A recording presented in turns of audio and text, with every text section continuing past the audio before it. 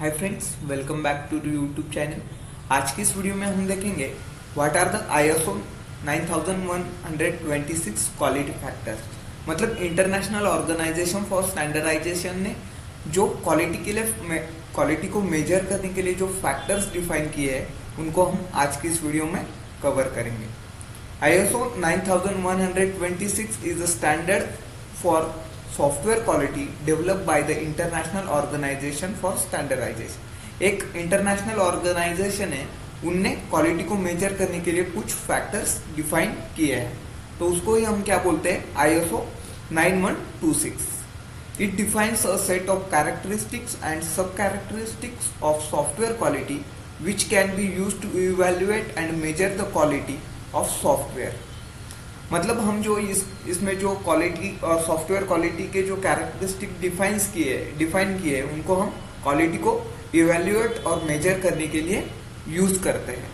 The ISO 9126 standard define 6 quality factors which are, मतलब इनने 6 characteristics factors define किए, उनके थ्रू हम किसी भी सॉफ्टवेयर की क्वालिटी को इवैल्यूएट और मेजर करते हैं। तो वो कौन से? The ISO 9126 standard defines 6 quality factors which are, पहला जो है वो है functionality, the extent to which the software meet its functionality requirement and perform its intended task correctly। मतलब जो कोई भी सॉफ्टवेयर हमने डिजाइन किया है वो जो फैसिलिटीज यूजर को प्रोवाइड करता है वो अगर करेक्टली वो सारी फैसिलिटीज यूजर को, मतलब यूजर उन फैसिलिटीज को यूज कर पा रहा है, तो वो जो सॉफ्टवेयर है हम क्या कहेंगे, वो क्वालिटी फैक्टर्स को मीट करता है। नेक्स्ट है reliability, the ability of software to perform consistently and reliably under different condition such as high load, errors and failures. मतलब हम अगर जो भी सॉफ्टवेयर हमने डिजाइन किया है वो अगर हाई लोड, मतलब नंबर ऑफ यूजर्स भी अगर उसके ज्यादा हुए और उसने नंबर ऑफ यूजर्स ज्यादा होने के बाद कोई एरर शो नहीं करना चाहिए। मतलब अगर एक आध बार करे तो ठीक है, लेकिन बार बार अगर वही दिक्कतें एरर्स आ रहे तो हम क्या कहेंगे, वो जो सॉफ्टवेयर है वो रिलायबिलिटी जो है उसकी वो क्वालिटी फैक्टर्स को मीट नहीं कर रही है।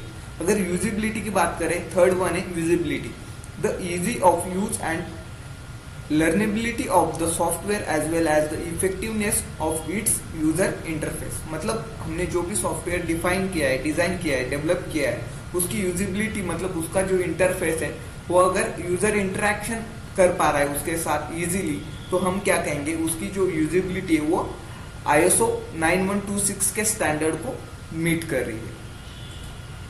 नेक्स्ट है efficiency, the speed of resource use of the software include its response time through output and utilization of hardware resources।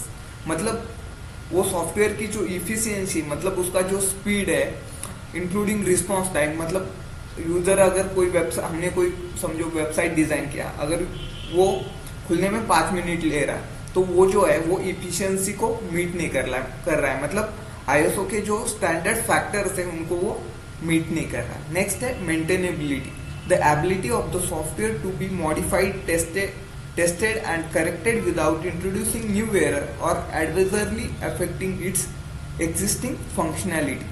मतलब हम वो सॉफ्टवेयर को में कोई भी चेंजेस करने चाह रहे हैं, मॉडिफिकेशन करने चाह रहे हैं, तो वो इजीली हो जानी चाहिए, उसमें कोई भी नया एरर उसमें ऑकर नहीं होना चाहिए। अगर ये सारी चीजें अच्छे से हो जा रही तो हम क्या कहेंगे उसको, वो जो सॉफ्टवेयर की मेंटेनेबिलिटी है वो ISO के क्वालिटी फैक्टर्स को मीट कर रहे। नेक्स्ट है portability, the ease with which the software can be adapted to different environment and platform including operating system, hardware and software configuration.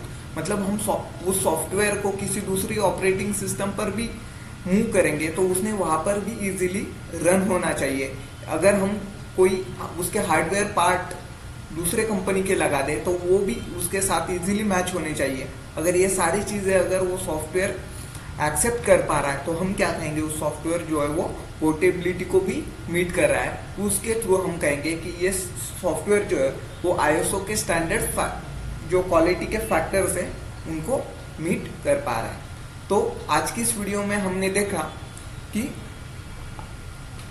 What are the ISO 9126 quality factors. अगर आपको आज का ये video पसंद आया तो आप इस वीडियो को लाइक और चैनल को सब्सक्राइब करके रखिएगा, ताकि आपको आने वाली लेटेस्ट वीडियोस की नोटिफिकेशन मिलती रहे। और अगर आप अदर कुछ भी फैक्टर सीखना चाहते हैं तो आप हमारे चैनल की वेरियस प्लेलिस्ट को एक्सेस कर सकते हैं।